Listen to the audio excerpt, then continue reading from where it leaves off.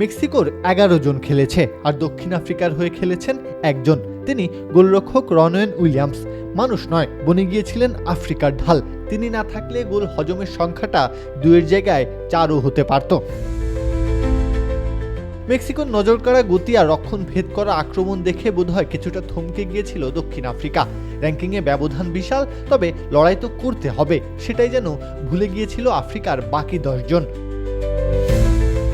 তবে দাঁতে দাঁত চেপে চোয়ালার শিরদাঁড়া শক্ত করে দাঁড়িয়েছিলেন উইলিয়ামস। দলের নেতা বলে কথা, ডাক শুনে কেউ না এলেও দলটাকে আগলে রাখার দায়িত্ব যে তারই। Cool body spray, long lasting fragrance, get সেটাই করেছেন সুনিপুণভাবে। প্রতিপক্ষের ধেয়ে আসা এক একটা আক্রমণকে রুখে দিয়েছেন। দক্ষ প্রহরীর মতো পাহারা দিয়েছেন গোলবার। তবে চাঁদেরও তো কলঙ্ক থাকে, তাই তো নিষ্কলঙ্ক ছিলেন না উইলিয়ামসও। ২টি গোল হজম করতে হয়েছে, তবে তার আর কি বা করার ছিল।